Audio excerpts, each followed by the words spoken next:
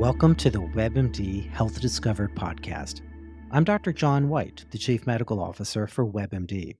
On today's episode, we'll discuss migraines, but with a particular focus on how they impact women. We'll cover diagnosis and treatment, as well as the role that social determinants of health play when it comes to migraine. Even if you know a fair amount about migraines, I'm going to share some new perspectives, including the relationship between migraines and the health of your heart. A couple points before we begin. More than 1 billion people are living with migraine worldwide. It's 3 times more common in women than men. Migraine affects over 30% of women during her lifetime. As for heart disease, we're not exactly sure, but blood flow or inflammation, this impacts your risk, and you may need to talk to your doctor about it. That might also impact medications or screening tests. There's a lot to talk about. So you're not just going to be hearing from me today. I'm joined by a very special guest, Dr. Cynthia Armand. She's the clinical director of the Montefiore Headache Center. She's also the fellowship director of Montefiore Headache Fellowship Program and the co-chair of the Diversity, Equity, and Inclusion Task Force of the American Headache Society. Dr. Armand, welcome to the WebMD Health Discovered podcast. Thank you so much, Dr. Whyte. It's wonderful to be here. Thanks for having me. Wanted to start off with, how did you get involved with the health of our heads, so to speak, headaches and migraines? It really started out with my journey in neurology. I loved that the brain was considered an enigma to the majority of the population. There was something about it, how we live, how our personalities are, and how we think and process information. And when I really started taking care of individuals during my neurology residency, I took a liking to my patients who lived with headache disorders. I was never bored. I was very interested in the pathophysiology and how they live their lives and really how the pain that they were experiencing on a day-to-day basis affected them. And I started to form relationships with them, and that really helped me understand what they were going through. And I really felt like I could help and make a difference. I felt hopeful. I had this passion about me to empower them. And it really gave me inner satisfaction and fulfillment. And so I decided to go into headache medicine, and I will continue to do this and continue to fight for my patients and take care of them, give them the best care that they deserve.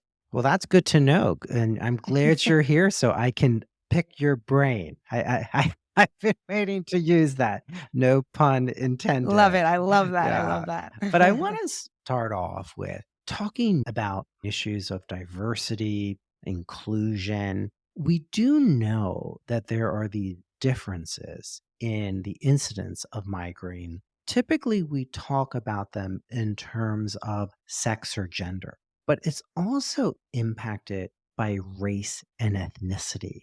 Can you help explain to our audience what the data show? Yes, absolutely. So there are various population studies that have been done over time. The major ones, the American Migraine Study 1, American Migraine Study 2, and American Migraine Prevalence and Prevention Studies. And those really started to talk about migraine in terms of how they affected different types of people. And more importantly, the National Interview Health Studies Survey, they looked at underrepresented groups. So, for example, in the African American population, based off of data, we know that they're less likely to receive a migraine diagnosis as compared to white individuals. They're least likely to present for headache care nationwide in general, and they're least likely to present for migraine care. And the Hispanic population, 50% less likely to receive a migraine diagnosis. So when you see that, okay, in these demographics, these ethnicities, the migraine prevalence is more or less the same. Hold on a second. Why do we see these differences in presenting for care, receiving a diagnosis, and actually being successfully treated? So that billion number that I mentioned up front worldwide is probably an underestimate of the number of people that are impacted by migraine. I want to turn back to the issue of sex and gender. Do we have a sense pathophysiologically, hormonally, why women may suffer migraine at a higher incidence than men?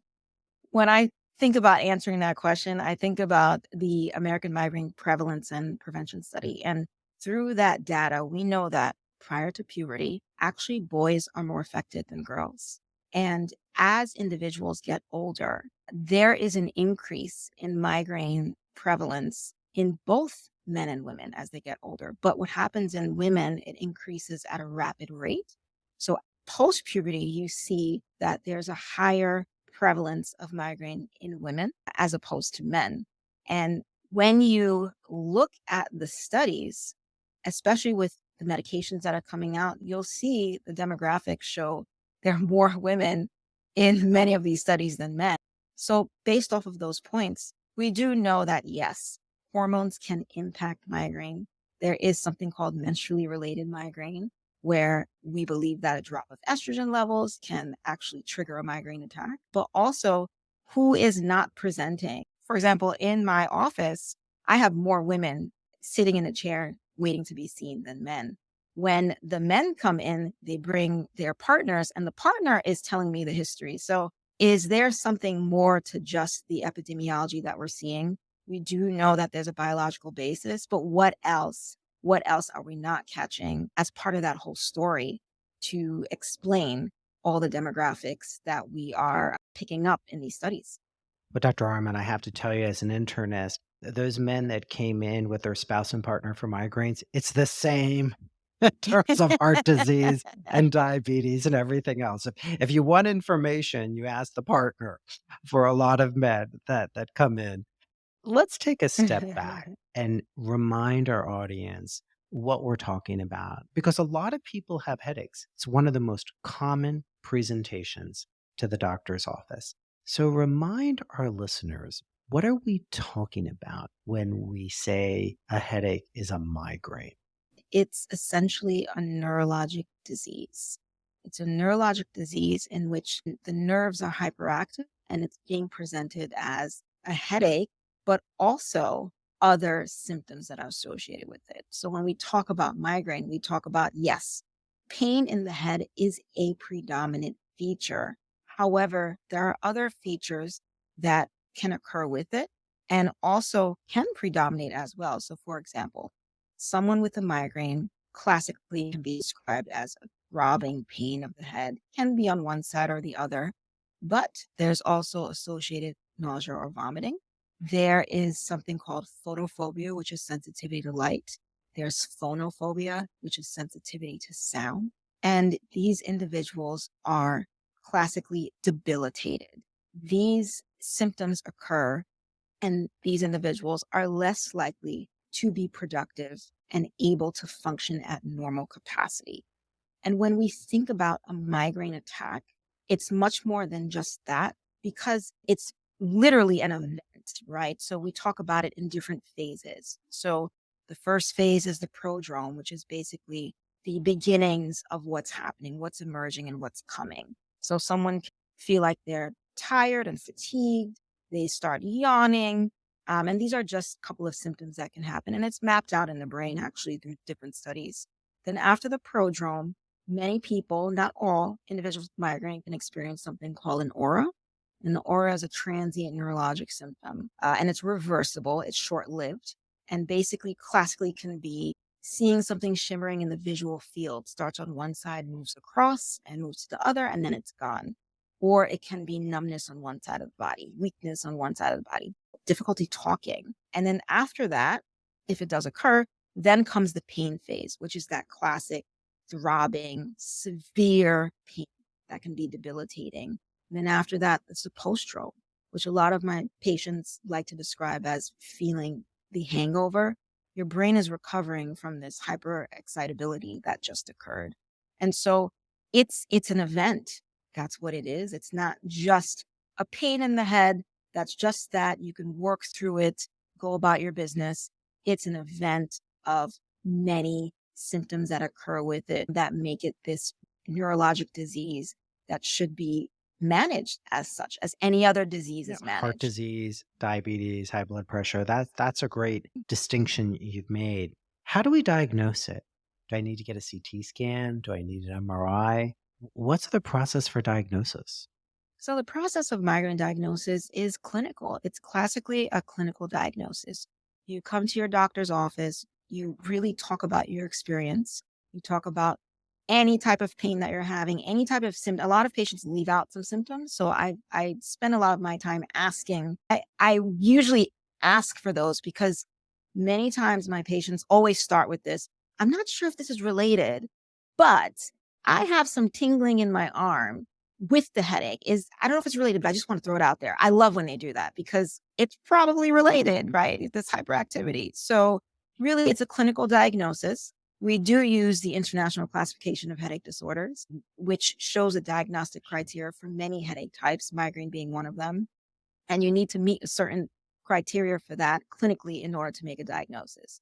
Now, imaging is not classically necessary. However, if there are certain red flags that occur, it doesn't meet the textbook definition, it's not really in the same demographic, it's behaving differently, and really anything and sorts of like red flags in terms of neurologic symptoms that the patient may be experiencing, yes, we would need to have imaging and even certain labs because there could be certain triggers that can bring it on that may be missing from the body that need to be replenished. So really clinical diagnosis, and then we can do ancillary testing and if things are not quite what we think they should be. Now, our understanding of the pathophysiology of migraine has changed over the years. Whereas before, in some ways, people had the idea, oh, it's just a headache, or oh, it's something that many people go through. But we know that there is an association with increased risk of heart disease, perhaps related to that inflammation or related to changes in blood flow. What's our latest understanding of the relationship between migraines and perhaps some specific type of migraines and heart disease? Because that's something many people don't know, and that might impact what they need for screening for heart disease. In terms of migraine and inflammation, inflammation can be high. Inflammation can affect different parts of the body, different blood vessels. So that's something that's very important to understand. What really comes up during talks and when I'm seeing a patient is this association with migraine with aura and cardiovascular risk or stroke risk, right? So, individuals who have migraine with aura, they're more likely to have an increased risk of stroke as compared to the general population. And so, we definitely counsel patients on that point as well. But in terms of cardiovascular risk, yes, that's something that comes up very often. In the past, we have really thought that in terms of migraine, the blood vessel caliber, the changing of that blood vessel caliber is what we thought may have contributed to the migraine attacks. Over the past many years, we've really taken to this concept of neuroinflammation, this cascade of events in which the nerves are highly sensitized, the nerves of the head and neck structures, and they really become active and affect different areas of the brainstem. And neurotransmitters, different hormones, different proteins are released. And so that inflammatory cascade is something that's governing that. Now, with that, they have been targets for different therapies. So that's definitely important to note. And we do pay attention to cardiovascular risk, especially with many of these therapies that we use. Because, for example, triptans that are used, they can vasoconstrict blood vessels. They vasoconstrict the blood vessel. So many individuals who have migraine and have cardiovascular risk factors, uncontrolled hypertension, have had an MI, have had a stroke, they're unable to use these therapies. And we're going to get to those therapies. But I want to also ask about social determinants of health. What impacts migraines? What's the role of stress? Is that just something that we say that stress can cause headaches, or is there some biologic basis to it? Yes. So within my patient subset, this comes up all the time. They have a headache. It's because of stress. They have a migraine attack. Stress happened. Yeah, I see a lot of patients that come in to the office from work and that's something there triggered their headache or in their mind. Right. Exactly. And honestly, it could be during a stress process. There are certain hormones and proteins and inflammatory mediators that are released, and that can be something that impacts the patients as well. But yes, stress can be something that impacts and triggers migraine. So when we think about social determinants of health, there is this concept of social causation. And the way I want to describe this is, for example, when we talk about disparities and social determinants of health, one disparity is social economic status and insurance status. And we know that low social economic status is an independent risk factor for worse health outcomes. And we do know that migraine prevalence is inversely related with social economic status, in that individuals who have a lower income, less than $35,000 per year, have a higher prevalence of migraine. Social causation means there are factors that are associated with having a low income that could cause an increased rate of migraine. And one of them is stress. So there can be stressors having an association with low income. And then there's another concept called social selection, in that when individuals are always ill and sick from migraine disease, this disrupts their social and occupational function. And that can cause the low income. So the first one, social causation, stressors can be a prevalent and important factor in perpetuating this cycle. And so when I think about stress and migraine, I think about that. And I also think about what's being released in the body pathophysiologically that can contribute. So we have a lot of treatment options, certainly more so than we did even 5 years ago. And I do want to add, as someone who sees patients with headaches, we do know that people have tried multiple over-counter medications before they come into the doctor, most of them Mhm. for headaches. So, OTCs is not going to be necessarily the best strategy by the time they come see the doctor. I wondered if you could talk a little bit about how social determinants of health might impact the therapies that you choose for patients. When we think about social determinants of health, we're talking about non medical factors that influence health outcomes, right? And that's basically conditions and the way people live, they're born into, their work, they navigate their age, all these systems that affect their daily lives. And so when I'm evaluating a patient and thinking about social determinants of health, I first think about taking a detailed social history. And through that, I'm able to find certain determinants of health. So one of them can be healthcare access, education, transportation, physical activity, job opportunities, being in a safe environment. And you're doing all this as a neurologist Yes. because Yes, why? because Yeah. we need to take we need to take a social history. We need to understand where our patients are coming from. And I will point out that something like this develops over time as you develop rapport with the patient. They're not necessarily going to be forthcoming with their situation. Some people are listening, they're thinking, my doctor never asks me those things. Am I not getting good care? It's most likely strategic, right? You develop that over time and you see it when the patient gives that information.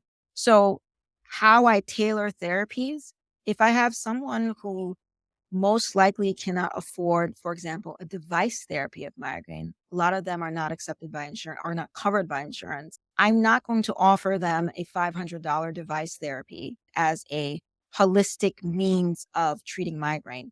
I might talk about biobehavioral therapies, mindfulness therapy for migraine, meditation, physical therapy, things that are validated as well and evidence based, but are more feasible for someone who may not be able to afford the more expensive interventions. Those would be in addition to medication, correct? Not solely these non-therapeutic options. So I have patients that use them solely. It can be helpful solely, but really the evidence really shows great improvements, especially when they're combined with the conventional medical therapy. And what are some of these therapies that typically a neurologist such as yourself might talk to patients about? Because we do have more options nowadays. And how do patients know that they're getting a good outcome? Should they expect full resolution of their headache, less frequency, less severe? How do you measure success, and how should a patient think about success when they're working with you? Because I can tell you do share decision making in terms of what works for a patient. So, the first thing before you talk about therapies, it's really important to discuss realistic expectations and what the goal is. For me, when I talk to my patients, the goal is improving the quality of life. For some people, they live with migraine daily, and their improvement in quality of life is I'm able to do the laundry now. I'm able to go out and tolerate eating. I'm able to chaperone a trip with my child, right? So that's very different from other individuals. And any intervention that we utilize, whether it's acute therapy, preventive therapy, the goal is to reduce the migraine attack. So the way we treat migraine is first we talk about lifestyle interventions. These are things that the patient can do on their own. And there are acute therapies that are used to treat the migraine attack when it happens. And there are preventive therapies that are utilized on a daily basis or a monthly basis. And the goal of these therapies is to reduce migraine frequency and severity by at least 50% in order to see that benefit. And within that, we talk to the patient about their level of disability, what they can and what they can't do. And you use those qualitative measures for the patient, and that will be individualized. What's the role of a headache diary? So I love the headache diary. Number one, it's great for record keeping because the biggest complaint I get is, well, how am I supposed to do this, record keep this when I'm having a headache? And I tell them, I don't want you to whip it out during your migraine attack. Whip it out afterwards and kind of think about it closer to the event. So one is record keeping. Number two, one of the most important ones, the patient's able to learn more about their body in the process. Once you learn more about your body in the process, you're empowered. You know what's going on within you. You're able to differentiate when something is with the pattern or when something is out of the ordinary and different and may need a higher level of medical attention. And it really engages the patient in care. They ask more questions, right? They recognize what a trigger can be. They start to recognize associations. And so they may be able to tweak how they treat themselves with medications, and they really participate in their care very well. And the last point is it helps you figure out if the treatment is working. How am I supposed to know if it's working if I don't know what's going on with the headache frequency and severity, what's actually happening? So it's a really nice record keeping for the patient. Well, that goes to empowering patients with information so they can help impact their healthcare journey. How important is this patient education? Because we don't always talk about that. This kind of is an evolution in terms of how we work with patients. I really think patient education is a cornerstone of health. It's a cornerstone of working toward better outcomes. You want to be able to have the patient understand the disease process in terms of helping them realize what's happening, what's normal, not normal, what's the landscape out there with what we can do. I think it's really empowering because think about the last time you were sick, right? And you might have Googled or something because we do that as doctors. So I tell my patients not to do that, but we do that, of course. And many things pop up. The first thing is, oh my gosh, what is happening? What is this? What's that? And really, the education is key because it helps the patient be level headed in terms of what is happening with them, what information is coming at them, and really helps empower them. And the education should come over and over again and in different formats, pamphlets, verbal, video.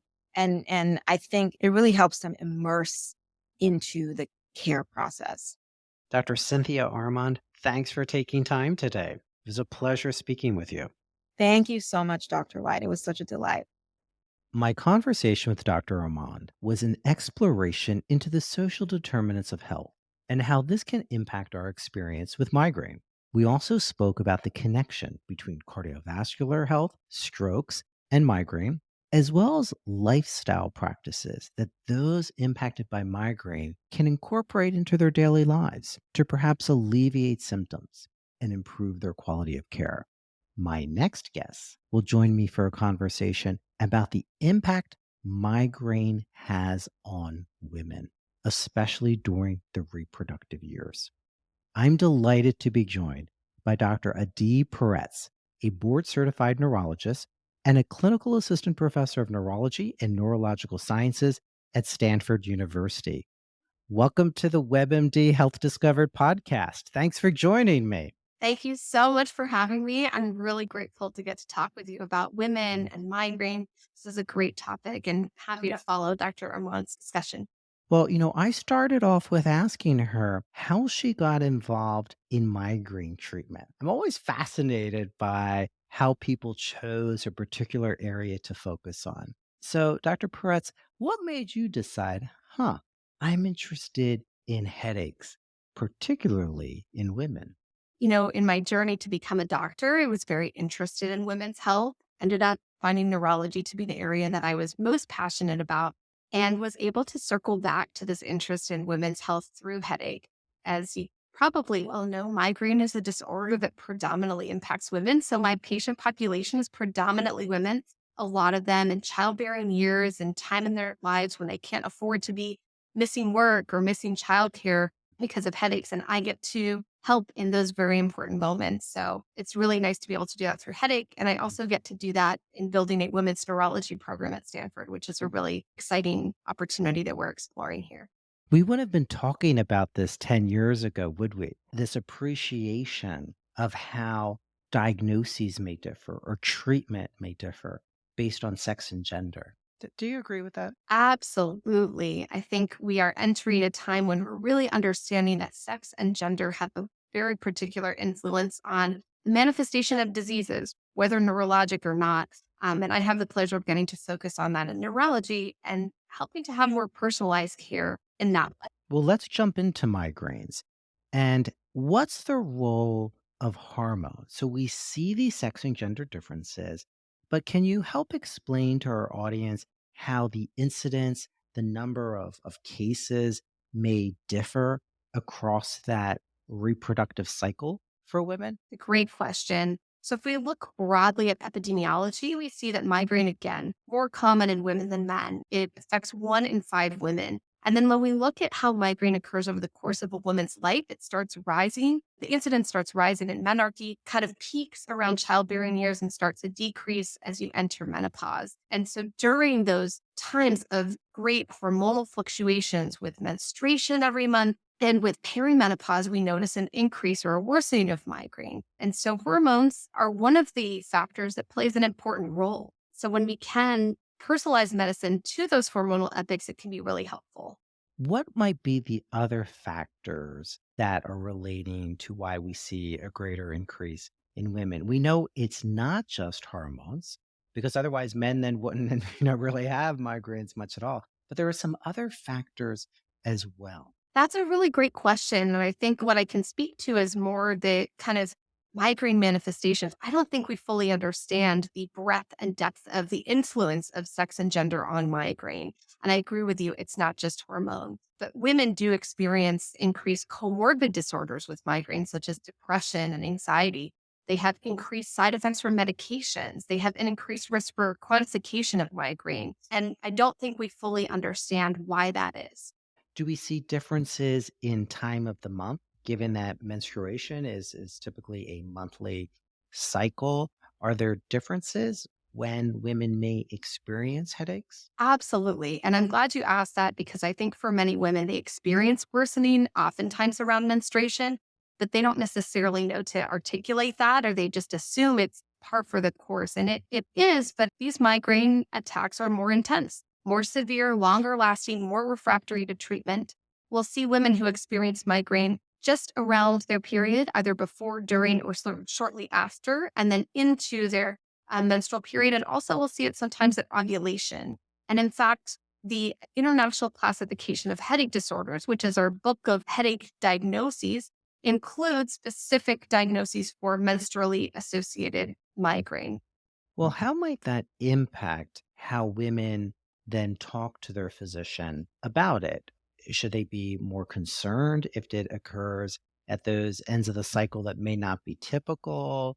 Do they need more aggressive treatment at certain times of the year? How does that all play into your management of women with migraine? I'm really glad you asked that. I think that information is key here. So when a patient comes to me and they have in their calendar tracked when their menstrual periods occur in relation to their headaches, that can help me to kind of guide them in terms of treatment strategies. It's not a reason for concern. I'm not immensely worried that it's occurring around their period. I just know that it's probably more intense than headaches at other times of the month. And so what we might do is we might say, if you're having regular menstrual periods and you're having migraine attacks just around menstruation, there are some unique strategies that we can utilize that are going to better target those headaches and give a bigger punch to get rid of those headaches faster. Like, what would they be?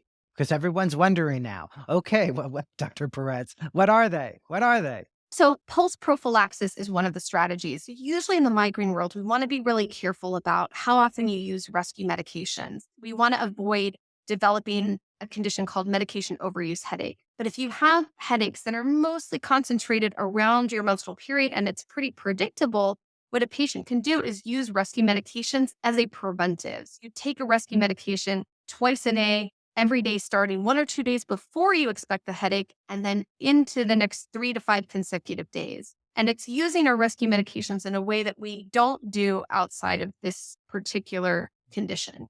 Dr. Armand told me she loved headache diaries. I knew she would say that, but I want to ask you your thoughts from the patient perspective about the need for headache diaries. Should we be asking patients to do that? Yeah, it's important. Data is helpful. And the best way to have data is for patients to keep track either in a diary or a calendar with some basic information, knowing how frequently the headaches are happening, what medications were taken for those headaches, when menstrual period is happening. That information is really helpful. There's a lot of cool apps out there. Some of them are tracking all kinds of different information because we know that the more triggers you experience, the more likely you are to have a migraine. So if you're having your period and it's bad weather outside and you're very stressed out, you might be more likely to have a headache than if it's bad weather outside and you didn't sleep well, but you're not on your menstrual period. Now, Dr. Peretz, I've got three true false questions for you. You didn't know that we were going to have a quiz today, but I'd like to ask each of them and then we can explore why they may be true or false, because I think our audience will find it very helpful as they manage migraine or help a loved one manage migraine. And the first is true or false, migraines are more incapacitating for women. It's true. There have been studies that have looked at this. So migraine attacks in women are more intense. Yes. That doesn't mean you can't have intense migraines as a man. It just means that for women, we have seen in studies that they are more intense, more disabling. When women have migraines compared to men, they last longer. Is that true? It can be. So, yes, also true. There have been studies that have looked at this as well. Why do we think that's the case? These are all really fair questions. And to our original question of, is this just a hormonally mediated situation? I don't know that estrogen is the only thing that's implicated in this situation. I think there's multiple factors at play that mean that women tend to experience more disabling, longer lasting migraine attacks.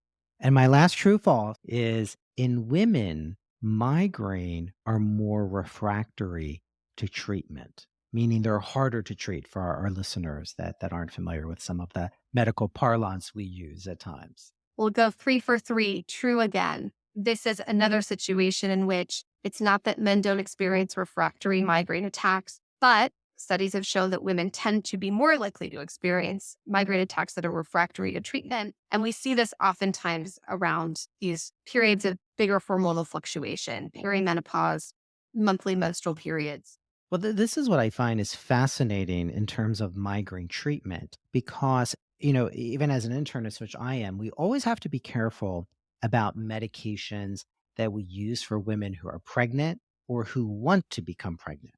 So, how difficult is it? Because here you've been educating us and Dr. Alman as well about the role of the reproductive cycle, the role of a woman's life in terms of impacting headache. And we're saying they're more difficult to treat in women, they last longer, more incapacitating. But then we have to be more mindful of the drugs that women might be eligible for, given whether or not they want to have children, whether or not they're currently pregnant. How do you manage all that? And how do you work with the patient to figure out what's right for her? This is the exact space where I really want to be helping women. Let me say off the bat that there's some great news here. Women with migraine, especially those without aura, tend to experience an improvement in their migraine during pregnancy. Not in the first trimester. Unfortunately, that's a tough trimester. But in the second and third trimester, about 80% of women will experience an improvement. And this is such important information because the concept of going into a pregnancy and the thought that things could get worse is very daunting. And the idea that medications and treatments are more limited in pregnancy can be very scary for a lot of women. And so I want to provide some reassuring information here that many women will have an improvement. Doesn't mean we don't have a plan. We need to have a plan going into it. We need to discuss what treatment options our patients are comfortable with, what treatment options our colleagues in internal medicine and obstetrics are going to be comfortable with our patients accessing during pregnancy. But we also do know that the natural course of pregnancy, the steady rise in estrogen seems to be protective against migraine, which is great news. And then that brings us to what about those women who aren't yet pregnant, but want to become pregnant? Their options may be different, correct?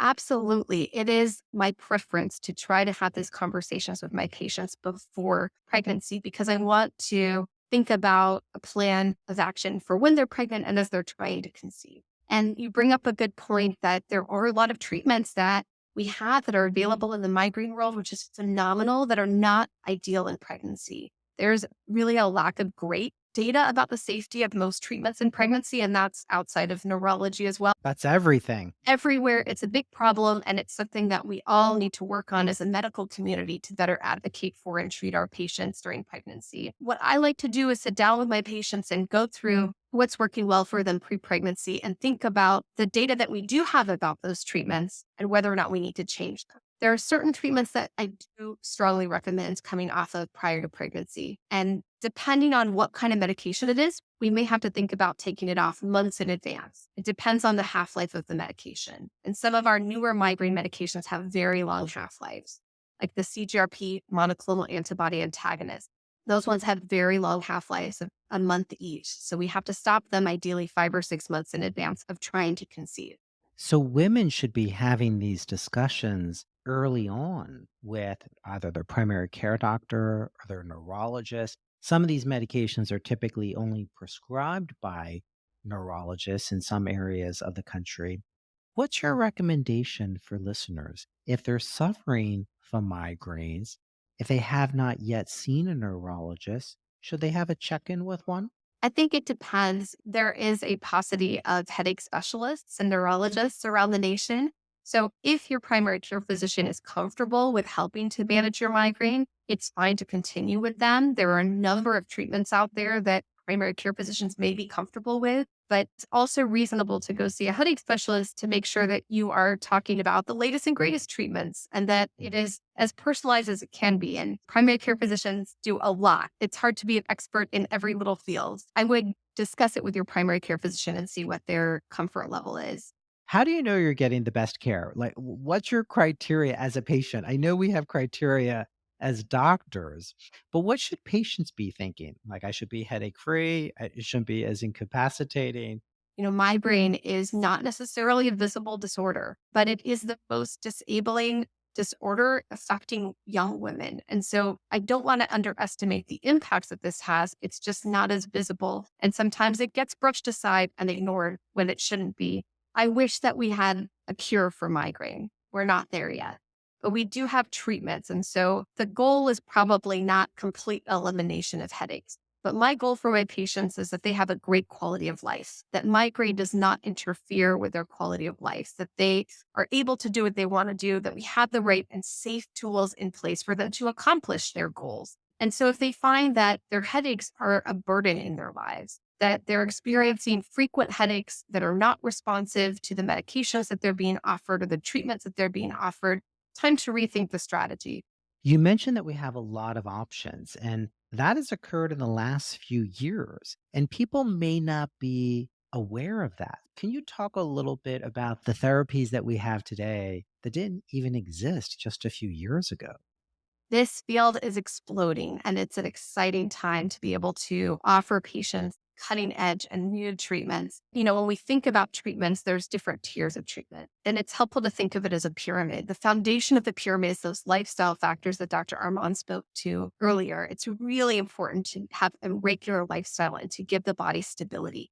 Layered on top of that, there can be some natural strategies, behavioral strategies, cognitive behavioral therapy, biofeedback, acupuncture. Those have some evidence in helping with migraine prevention and don't cost you a lot of side effects. And then, kind of what you're more referring to is some of the newer treatment options we have available. We have new devices that have been FDA cleared for migraine prevention and rescue, which don't have a lot of side effects. On the flip side, they aren't necessarily covered by insurance. So cost-wise, that can be an issue. And then you've got some new medications to the market with different mechanisms of action that are targeting migraine in a totally new way. The most exciting one for us headache specialists right now is CGRP, or calcitonin gene-related peptide. And there are medications that work by blocking the molecule or the receptor to this CGRP molecule. And they work well. They have minimal side effects. I don't like them in pregnancy, but outside of pregnancy, I think they're a really great and interesting option to think about for my patients.